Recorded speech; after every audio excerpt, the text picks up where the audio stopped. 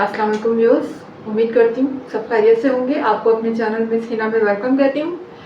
तो क्लास हम लोग का class 9 maths chapter number 1 syntax book board real and complex number का यूँ समझ लीजिए कि कंप्लीट हो चुका है। बस आज हम इस चैप्टर का रिव्यू करने जा रहे हैं, ठीक है। तो देखते हैं रिव्यू, ठीक है। आ जाते हैं सबसे पहले क्वेश्चन नंबर 1 की तरफ, फिल इन द ब्लैंक्स। तो फिल इन द ब्लैंक्स हमने करनी है, तो क्लास देख लीजिए। फर्स्ट वाली आपकी क्या है, multiplicative inverse of √5 is dash.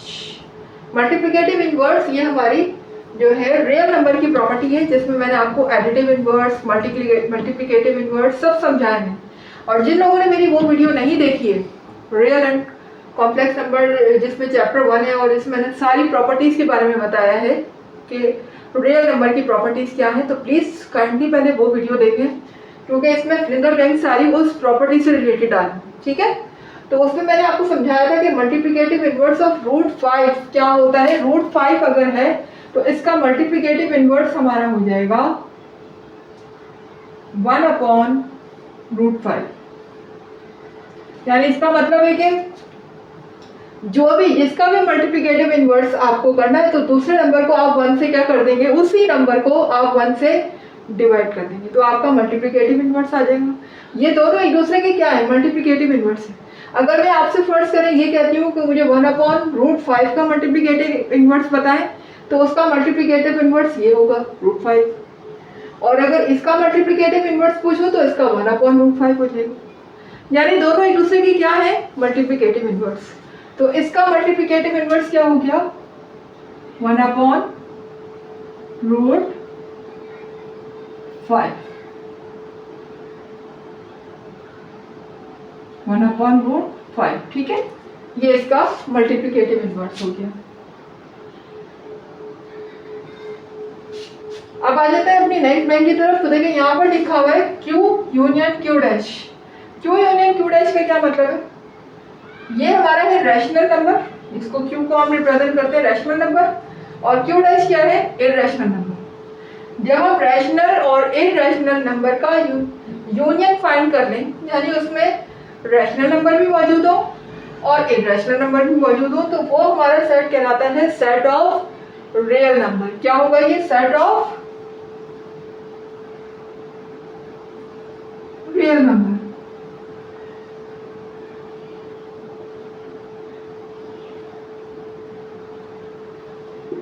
ठीक है,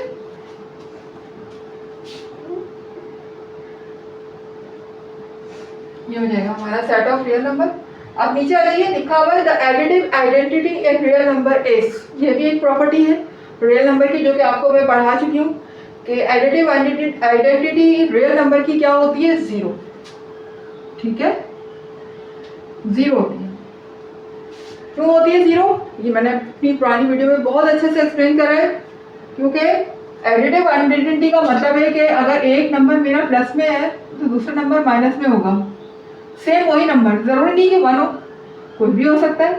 फर्स्ट करें, मैं यहाँ पर 7 ले लेती हूँ, एक 7 है तो दूसरा -7, तो ये दोनों आपस में क्या हो जाएंगे, कैंसिल, आंसर आ जाएगा 0, ठीक है। माइनस प्लस से कैंसिल हो जाएंगे और आंसर 0 आ जाएगा। ये मेरी कहलाती है एडिटिव आइडेंटिटी।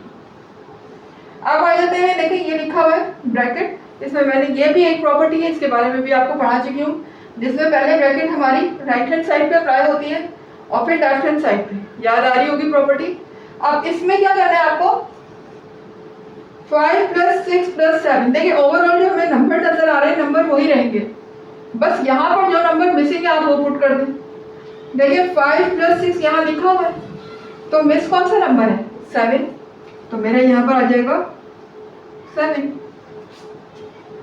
देखिए यहाँ पर क्या है, एक 3 प्लस का है, दूसरा माइनस का है, कैंसिल हो जाएंगे दोनों, प्लस का 3 -3 से कैंसिल हो गया, आंसर क्या हो गया, 0।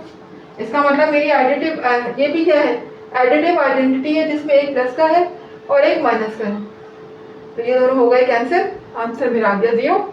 अब आ जाता है इसके नेक्स्ट पार्ट की तरफ। जी तो क्लास आ गए हम अपने पार्ट 6 की तरफ, ठीक है। तो देखिएगा पार्ट 6 में क्या कह रहे हैं। पाई इज अ कौन सा नंबर है, इरेशनल है या रैशनल है? आई थिंक रैशनल और इरेशनल की मैंने बहुत अच्छी तरह से डिटेल वीडियो बनाई हुई है, आई होप कि वो आप लोगों ने देखी होगी। तो पाई जो है वो हमारा इरेशनल नंबर है। क्यों है इरेशनल नंबर, बता देती हूँ। क्योंकि पाई की वैल्यू जो होती है वो होती है 22/7, और जब हम इसको डिवाइड करते हैं कैलकुलेटर से तो आंसर आता है 3.1428। ठीक है, इसका मतलब ये है कि देखें, एक तो ये वैल्यू नॉन टर्मिनेटिंग है, कंटिन्यू है, ये देखें कंटिन्यू है, ये आगे चलती जा रही है। दूसरा ये नॉन रिकरिंग है, इसमें कोई भी जो आपका दिख रहा है डिजिट्स वो रिपीट नहीं हो रहा है, हर डिजिट एक दूसरे से चेंज है, वैल्यू कंटिन्यू है, मुसलसल चल रही है, रुक नहीं रही, तो ये नॉन टर्मिनेटिंग है। दूसरा ये नॉन रिकरिंग है, इस वजह से ये कौन सा नंबर कहलाएगा, इरेशनल नंबर। ठीक है, कौन सा नंबर, इरेशनल नंबर। इरेशनल और इरेशनल को अगर आपने समझना है तो मैं डिस्क्रिप्शन में इसका लिंक दे दूंगी, बल्कि दिया हुआ है, उस पर क्लिक करें, उसमें डिटेल में देखें कि मैंने रैशनल और इरेशनल को किस तरह से एक्सप्लेन किया है। ठीक है, तो अभी मैं लिख रही हूँ इरेशनल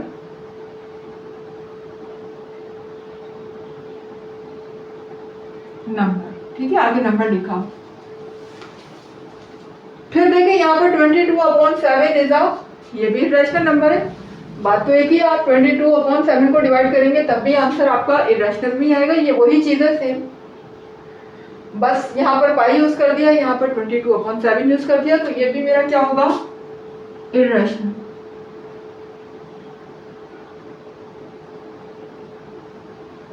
ठीक है, अब आ जाते हैं द कॉन्जुगेट ऑफ। अभी अभी हमने कॉन्जुगेट के बारे में पढ़ा, जब हम कॉन्जुगेट फाइंड करते हैं कॉम्प्लेक्स नंबर का, बार अप्लाई करते हैं तो इसकी साइन चेंज हो जाती है, किसकी, इमेजिनरी नंबर। और इमेजिनरी नंबर कौन सा होता है, जिसके साथ आयोटा लगा हो। तो यहाँ पर आयोटा किसके साथ लगा हुआ है, 5 के साथ। इसका मतलब रियल नंबर की साइन तो चेंज नहीं होगी, किसकी साइन चेंज हो जाएगी, माइनस, सॉरी, इमेजिनरी नंबर की साइन चेंज हो जाएगी। यानी कि यहाँ पर अगर 5 आयोटा लिखा है तो मैं यहाँ पर -5 आयोटा कर दूंगी, और रियल नंबर जैसा लिखा है वो वैसे ही रहेगा, -3 एज इट इज रहेगा। अलबत्ता ये साइन चेंज होकर माइनस का हो जाएगा।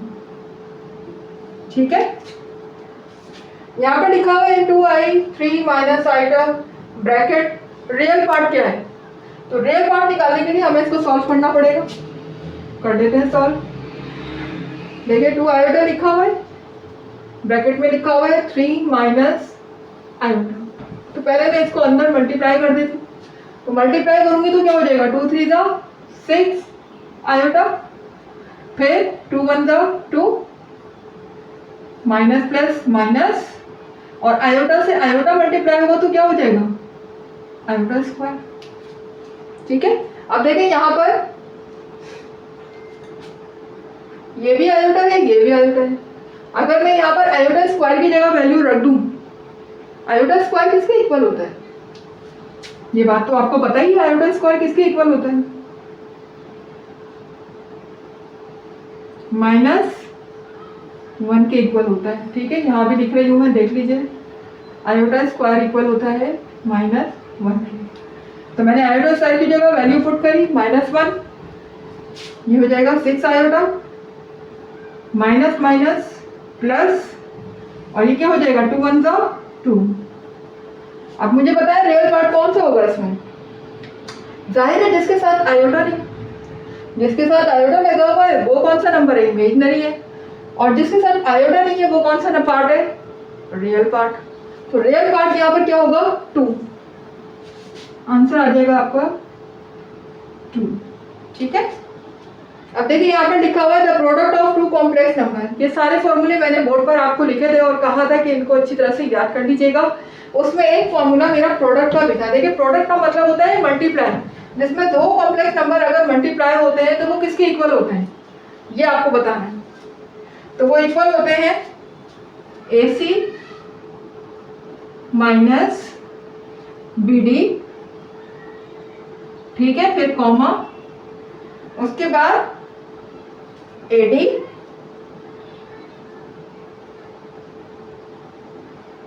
और प्लस BC। ठीक है, ये है हमारा फॉर्मूला। एक्चुअली उन्होंने क्या पूछा है आपसे, फॉर्मूला पूछा है कि प्रोडक्ट आप बताएं कि अगर हम दो कॉम्प्लेक्स नंबर को मल्टीप्लाई करते हैं तो हमारा आंसर क्या आना चाहिए। Actually they ask the formula of multiply of complex number. ये दो कॉम्प्लेक्स नंबर है और इनका ये is equal to right hand side मैंने लिख दिया, और ये सारे फॉर्मूले ऑलरेडी मैं एक्सप्लेन कर चुकी हूँ और आपको बोर्ड पे भी सारे एक साथ दिखा दिए थे। उम्मीद है कि वो आपने याद कर लिए होंगे। तो आ जाते हैं अब हम अपने नेक्स्ट क्वेश्चन की तरफ। तो क्लास आ गए हैं हम अपने क्वेश्चन नंबर 2 की तरफ, जिसमें आपको ट्रू एंड फॉल्स बताने।